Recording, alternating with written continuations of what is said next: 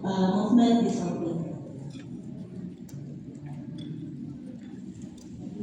Outline-nya akan kita bagi pendahuluan farmakologi dari pramipexol, bukti klinis, bagaimana peran pramipexol pada modulasi dopaminergic, keamanannya dan tantangannya untuk perkembangan ke depan dan control messages.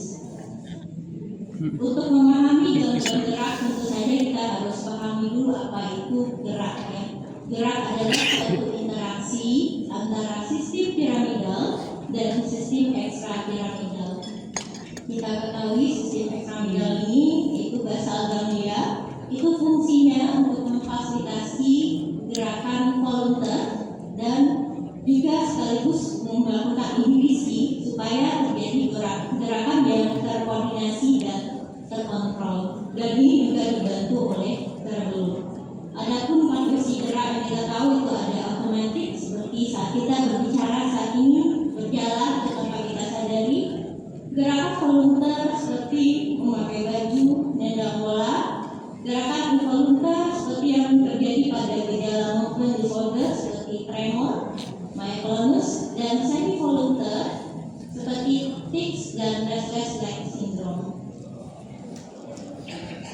Untuk pembagiannya itu ada dua, yaitu gerakan yang berlebih yang mungkin kemarin sudah belajar tentang Korea. Saat ini kita berdiskusi tentang Parkinson disease, yaitu gerakan yang istilahnya kurang ya, di mana movement disorder ini adalah suatu sindrom karena ada kumpulan gejala akibat lesi dari sistem yang mengontrol gerak tadi di sistem saraf. Dan yang key poinnya adalah ini tidak merupakan kelemahan seperti pada kasus stroke ataupun spastisitas. Jadi kaku pada movement disorder itu kita sebut dengan rigidity. Adapun pembagiannya pada gangguan ekstrapiramidal ini ada dua, yaitu hyperkinetic hypotonia syndrome seperti pada Korea yang dibahas hari lalu. Kemudian yang kedua yaitu hypokinetic hypertonia syndrome, yaitu pada kasus seperti Parkinson's disease. Hyperkinesia hypokinesia syndrome ini meliputi dua kasus, yaitu yang disebut dengan Parkinsonism yang kita kenal dengan mungkin di sini sudah kenal dengan istilah TREP. T-nya adalah tremor, resting tremor, R-nya rigidity, A-nya akinesia, P-nya postural instability. Dan ada juga non-Parkinsonism etiologis seperti pada hipotiroid, slowness, kemudian tics, pada gait yang hesitant, katatonia, dan sebagainya. Klasifikasi Parkinsonism ini, jadi adik-adik harus bedakan. Parkinson disease ini termasuk kepada kelompok primary Parkinsonism, idiopatik. Sedangkan yang lain yang memiliki gejala tersebut juga bisa akibat secondary Parkinsonism atau Parkinson syndrome ataupun degenerative disorder yang menyerupai Parkinsonism. Jadi Parkinson disease ini adalah primary Parkinsonism. Ya, jadi untuk Parkinson disease itu adalah yang idiopatiknya.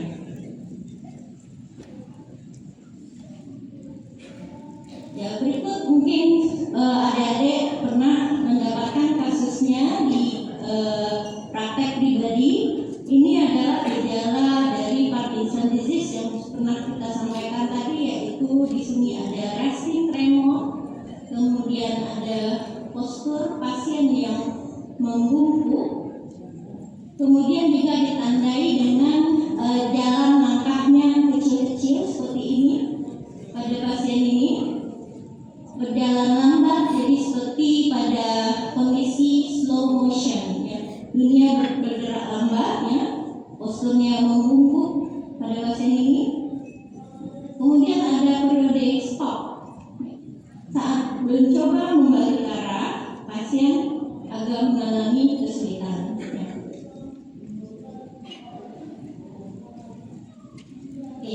Adapun gejala klinis terkait Parkinson disease ini, yang kita gejala motorik. Sebenarnya ini adalah early stage dari Parkinson disease. Bisa saja Parkinson disease ini didahului oleh gejala prodromal yang dikaitkan dengan non-motorik symptoms, yaitu seperti gangguan tidur, ada depresi, konstipasi, anxiety, gangguan penciuman, ya, yang mungkin sulit kita mendeteksi apakah ini gejala awal dari Parkinson disease atau memang suatu proses penuaan yang terkait dengan usia. Ya. Pada saat early stage Parkinson disease sudah ditemui gejala-gejala TRAP yang kita sebutkan tadi, kemudian berlanjut pada mid stage Parkinson disease, dan pada akhirnya mulai terjadi disabilitas yang dapat mempengaruhi kualitas hidup pasien. Yang kita pahami adalah Parkinson disease ini adalah penyakit yang kronik degeneratif, istilahnya tidak bisa disembuhkan memang, tapi bisa kita kontrol supaya dapat memperbaiki kualitas hidup. Bagaimana Parkinson disease pada general practice, ya, adik-adik jika mendapatkan pasien dengan gejala yang kita sebutkan tadi, right? Ya, tentu saja langsung merujuk ke spesialis neurologi untuk menegakkan diagnosis. Karena Parkinson level kompetensinya 3A, ya. Jadi tugas adik-adik di sini sebagai dokter umum mengidentifikasi dan mendiagnosis awal, untuk selanjutnya dirujuk ke spesialis neurologi terdekat, dan akhirnya nanti setelah neuro bisa dilaksanakan sesuai deadline yang berlaku. Patofisiologinya kita tahu adalah kurangnya dopamin di otak karena ada kelainan di otak, di mana gangguan dopamin ini yang menyebabkan gejala-gejala yang kita sebutkan tadi, yaitu gejala motorik dan non motorik. Sehingga target terapi pada Parkinson ini adalah melakukan modulasi pada dopaminergic. Bisa kita lihat di sini, ya, pada pasien normal ini dopaminnya cukup. Pada kondisi Parkinson disease terjadi kekurangan dopamin. Dopamin yang kurang ini yang menyebabkan gangguan berupa gejala motorik dan non motorik. Jadi terapeutik strateginya gunanya adalah meningkatkan kadar dopamin di otak. Bagaimana caranya? Yaitu dengan obat-obatan, salah satunya levodopa, masih ini pertama, efektif namun ada terkait isu komplikasi jangka panjang. Mobi inhibitors dan dopamin agonis, salah satunya adalah pramipexole. Kita akan fokus pada pramipexole. Kita tahu ini adalah gangguan dari Parkinson, yaitu adanya depresi dari dopamin di substansia nigra pasupata. Untuk strateginya adalah prinsipnya meningkatkan dopamin. Levodopa salah satunya adalah dengan meningkatkan dopamin di otak. Ini akan dijelaskan lebih lanjut oleh teman saya nanti Dr. Ramilova. Sedangkan dopamin agonis dia menyerupai dopamin di otak. Nah, makanya disebut dengan dopamin agonis. Kenapa pramipexole? Dia adalah suatu dopamin agonis yang non ergot, yang kerjanya selektif pada reseptor D2 dan D3 dopamin. Dan utamanya di reseptor D3 yang terkait dengan modulasi mood emosi. Ini yang membedakan dopamin agonis dengan terapi Parkinson lainnya yang menargetkan pada reseptor D2 yang motorik saja, sehingga komplikasi motorik pada levodopa cukup besar. Sehingga itu juga pramipexole selain efektif untuk motorik simptom, juga efektif untuk non motorik simptom karena afinitinya terhadap reseptor D3 di otak. Dan juga ada potensi neuroprotective effect. Ini pada kondisi sehat Parkinson, pada kondisi Parkinson disease, dan setelah ditambah dengan dopamin agonis memperbaiki sinyal di otak sehingga juga memperbaiki gejala motorik dan motorik. Klasifikasinya termasuk non-ergot dopamin agonis, karena dopamin agonis ini juga ada golongan ergot yang ini berisiko untuk fibrosis dari vaskular dan paru-paru. Pada pramipexole ini tidak ada komplikasi fibrosis vaskular. Ini sudah saya jelaskan tadi. Reseptor bindingnya afinitas tinggi untuk D2 dan D3 di otak dengan preferential activity-nya pada D3. D3 ini terkonsentrasi di mesolimbic dan mesocortical pathway. Inilah yang mendasari kenapa pramipexole dapat memperbaiki gejala non-motorik pada Parkinson disease. Yang D2 tadi, skeletal pathway, ini untuk kontrol motorik. Farmakokinetiknya, bioavailabilitasnya orangnya tinggi, absorpsinya cepat, dan namun harus ada penyesuaian pada pasien yang gagal ginjal, dan half-life-nya stabil, bahkan bisa dosisnya 1 kali sehari. Relevansi klinisnya dapat memperbaiki dopaminergic yang stabil, mengurangi resiko fluktuasi motorik seperti satu hari yang lalu sudah belajar tentang turning off dan on off fenomena oleh cara lain. Maaf dokter Andi, itu waktu tinggal 3 menit.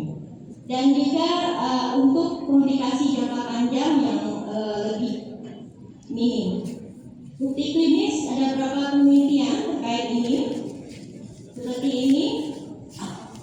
Tujuan kita ini menetapkan mana dari ketiga kelas obat tadi yang efektif untuk kualitas hidup terbaik pada pasien dengan early stage Parkinson disease. Pada ini didapatkan maupun sama efektifnya dengan dopamine agonis. Pramipexole dengan levodopa, hasilnya penurunan insiden dyskinesia dan burning off yang lebih rendah dibandingkan dengan levodopa pada tahap awal. Kemudian efikasi dari dopamine agonis non-ergot ini dapat disimpulkan non-ergot dopamine seperti pramipexole meningkatkan aktiviti daily activity pada PD awal. Komplikasi motorik lebih rendah dengan leda dibandingkan dengan levodopa. Dyskinesia meningkat setara dengan meningkatnya dosis levodopa dan tidak dipengaruhi oleh durasi pengobatan non-ergot derivatif. Sehingga pengobatan jangka panjang dengan dosis yang tepat pada dopamine ergot ini lebih cocok daripada levodopa untuk pasien early Parkinson.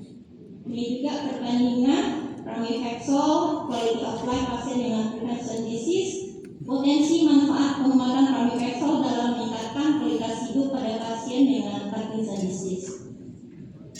Kemudian perbandingan pramipexole dan levodopa benserazid kombinasi dibandingkan levodopa benserazid sebagai monoterapi. Hasilnya terapi kombinasi pramipexole dan levodopa benserazid lebih unggul daripada monoterapi levodopa sendiri.